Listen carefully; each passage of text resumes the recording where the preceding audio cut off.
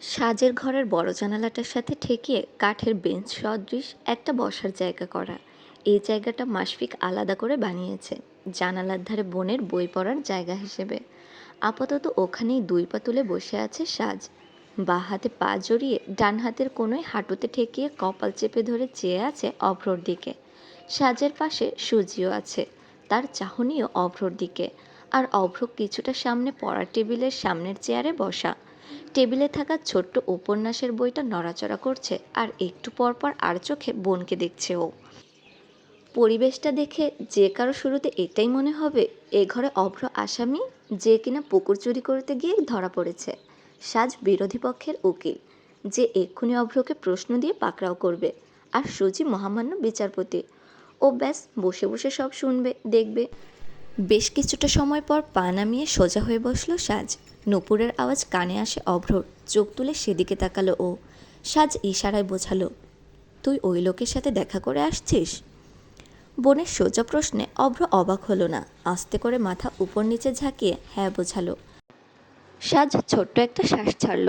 মাগরিবের আজানের সে সময়টা সায়ান্ন হামিদ কেবল ওর হাত না, শ্বাসও আটকে দিয়েছিল। নির্বিকার ভঙ্গিতে বলছিল, গার্ডিয়ান সাজছ? এই জন্যই তোমার ভাইয়ের সাথে কথা বলতে চাইছি। মাগরিব পর ওকে মোড়ের দোকানে পাঠিয়ে দিও, না হলে আমি তালুকদার নিবাসে আসব। তবে আমার মনে হয় না তখন ব্যাপারটা খুব একটা ভালো হবে। বলা শেষে সাজের হাত ছেড়ে দিয়েছিল সায়ান্ন, চলে গিয়েছিল ওখান থেকে। সাজের মনে হলো ও সময় শুধু ওর হাত না, দম ছাড়া পেয়েছে। সুজিকে নিয়ে তৎক্ষণাৎ তালুকদার নিবাসে ফিরেছিল ও, কিন্তু অভ্র নামাজের বেশ অনেকটা সময় পর ফিরেছে।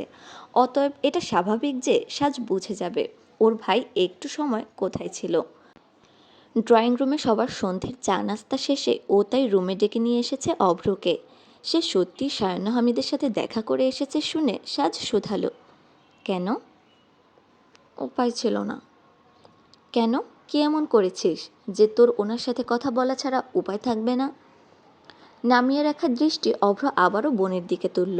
বল মারার বিষয়টা সাজ আসার পথে শুনেছে হয়তো, তাই অবুঝের মতো ওটাকেই কারণ ধরে জবাবের আশায় বসে আছে সে। কিন্তু ওর কেনর জবাব তো ওটা না, আর ওকে সত্যিটাই বলতে হবে। ইতস্থ করতে করতে গলার পেছন দিকে হাত বুলালো অভ্র। একটা ঢোক গিলে বলে ফেলল, তো তেমন কিছু না, সায়ান্ন হামিদের বোনের সাথে প্রেম করছি। তুতলিয়ে অতি কষ্টে তেমন কিছু না শব্দ দুটো যোগ করেছিল অভ্র। তবুও ও যে কথাটার আগে তেমন কিছু না যোগ করলো, সে কথাটা শুনে সাজ পাথর হয়ে যায়। ভাইয়ের দিকে অবিশ্বাসের চেয়ে শক্ত হয়ে দাঁড়িয়ে রইল ও। দিবা যে সায়ান্নর বোন, এটা লাইব্রেরি থেকে আসার দিন ওকে অভ্র বলেছিল। এর বাইরে আর কথা হয়নি ওদের। ছোট ভাই যে সেই ক্লাসমেটের সাথেই প্রেম করছে, এমন ধারার কিছু তো সাজ ভাবনাতেও আনেনি। সময় নিল সাজ, তারপর ধীরে ধীরে হাত নেড়ে বোঝালো, তুই দিবাকে? পুনরায় চোখ নামিয়ে নিয়ে অভ্র মাথা ওপর নিচ করে। ভাগ্যিস এই প্রশ্নটার জবাব এভাবে দেওয়া যায়, না হলে এটা তো ওর মুখ দিয়ে কোনো মতেই বের করতে পারতো না। এই প্রশ্নে সাজের সামনে ও নিজেই বোবা। বেশ কিছুটা সময় পর উঠে দাঁড়ালো সাজ। অভ্র চোখ তুলে বোনকে দেখল, অতঃপর আবারও চোখ নামিয়ে নিল। সাজ এসে ভাইকে ধরে দাঁড় করালো। এতক্ষণ চুপচাপ বসে থাকলেও সুজি যেন এবার মজা পায়। লাফিয়ে জানালার ওখান থেকে নেমে পড়ার টেবিলে এসে চড়ে বসলো ও।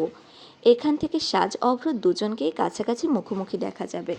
সাজ অভ্রকে চড় থাপ্পড় দিলে সেটা 4K রেজুলেশনে দেখার তৃপ্তিও পাওয়া যাবে।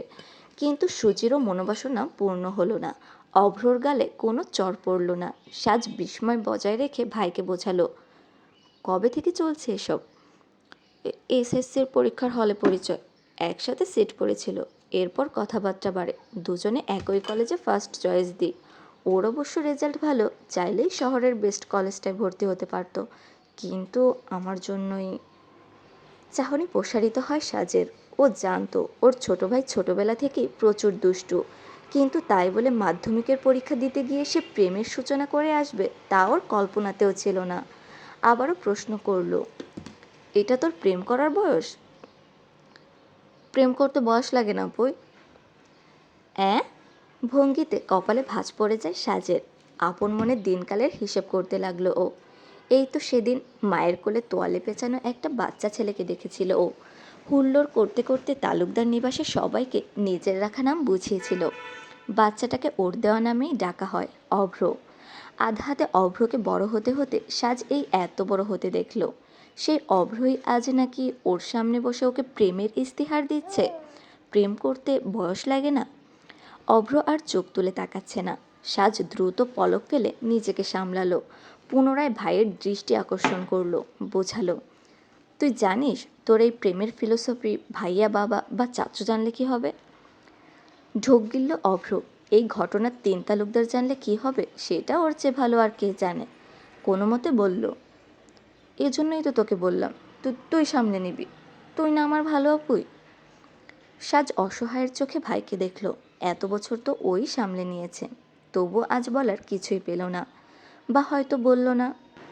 সামলে নেওয়ার মতো কাজ করে সামলে নিতে বলতি।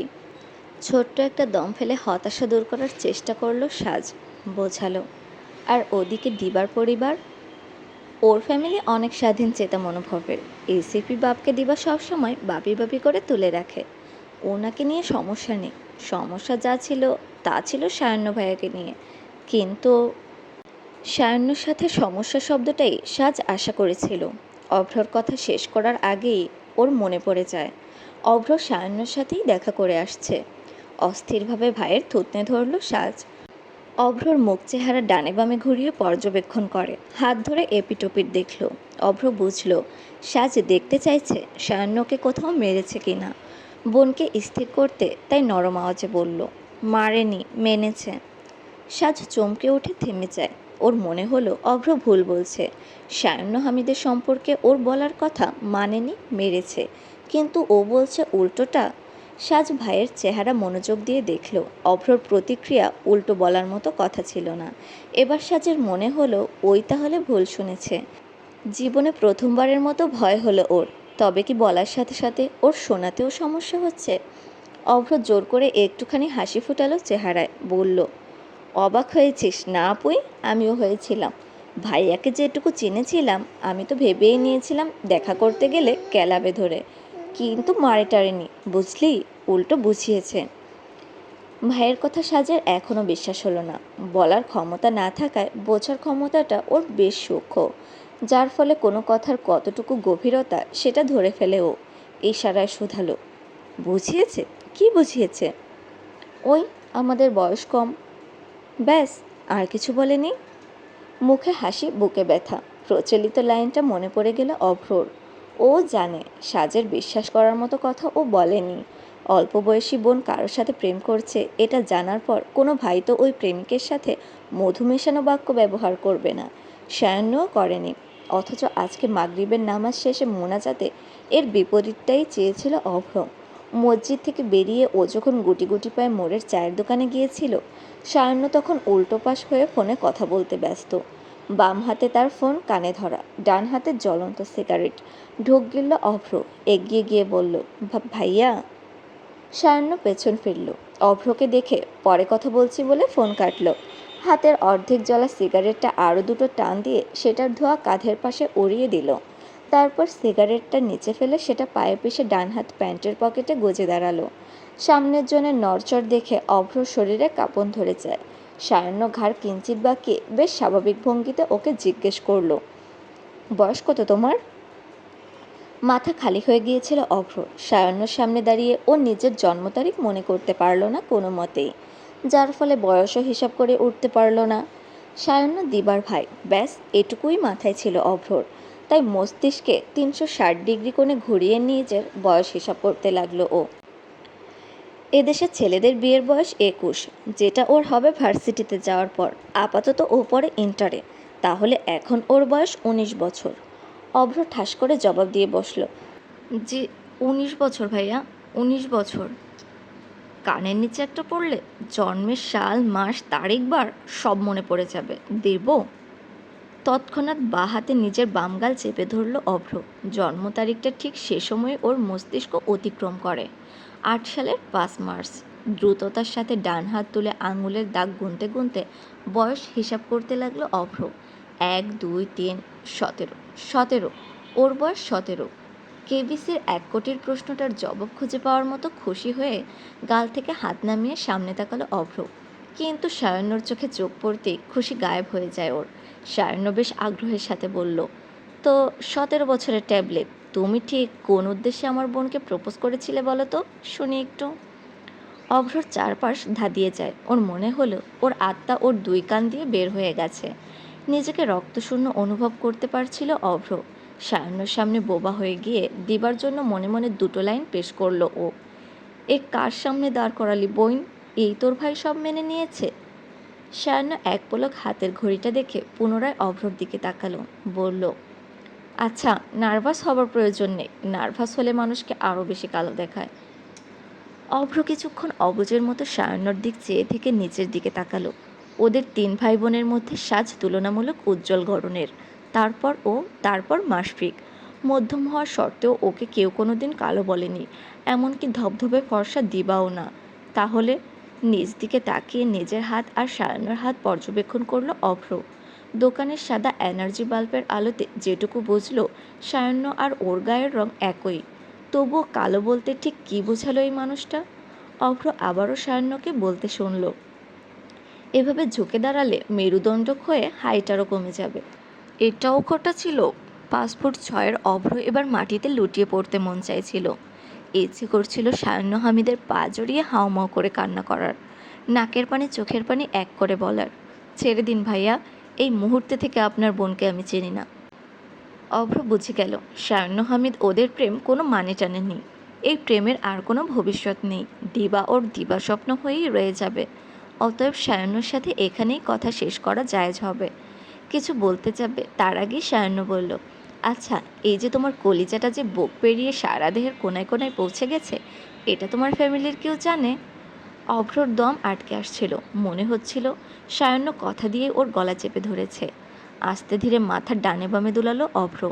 সায়ান্ন এবার মৃদু হেসে অভ্রর কাঁধে হাত রাখলো, ওকে সাথে করে হাঁটা লাগিয়ে বলতে লাগলো, গুড, এবার আমার কথা মনোযোগ দিয়ে শোনো অভ্র।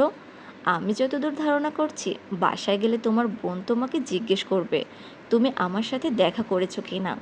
তুমি সুন্দর মতো তাকে জবাব দেবে, হ্যাঁ করেছো। এরপর সে তোমাকে জিজ্ঞেস করবে কেন। তুমি এবারেও তাকে সত্যিটাই বলবে। বলবে আমার সাথে দেখা করার কারণ, তুমি দিবাকে পছন্দ করো, বুঝেছ? কিন্তু আপুইকেই কেন? আমি বলেছি তাই। প্রশ্ন শেষ করার আগেই জবাব পেয়েছিল অভ্র।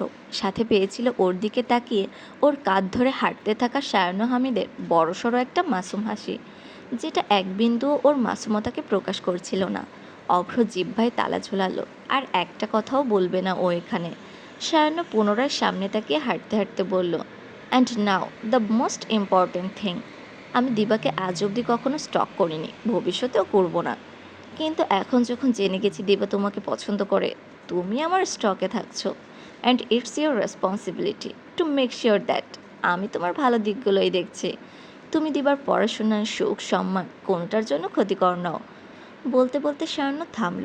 পাশ থেকে ঘুরিয়ে অভ্রকে সামনাসামনি দাঁড় করালো। এক কাঁধে তো ইতিমধ্যে হাত ছিল ওর, এবার অভ্রর আর এক কাঁধেও হাত রাখলো। কাঁধ ঝুঁকিয়ে ওর সাথে উচ্চতা বরাবর করলো সায়ান্ন। কিছুটা জোরে চেপে ধরে ওর হাত কাঁধ দেখতে দেখতে হাসি মুখে বলল, কেননা তুমি যদি দিবার জন্য ক্ষতিকর হওয়াটা তোমার জন্য ক্ষতিকর। এমন হলে তোমার এই সর্বাঙ্গে ছড়িয়ে যাওয়া কলিজাটা আমার হাতে, আর তোমার শরীরের সব কয়টা হাড় তোমার কোলে থাকবে Abhra Talukdar. I myself will make sure of that. Talukdar নিবাসে পঙ্গু হয়ে বসে বসে দ্য সায়ান্ন শোষণা ছাড়া তোমার জন্য আর কিছু অবশিষ্ট রাখবো না আমি।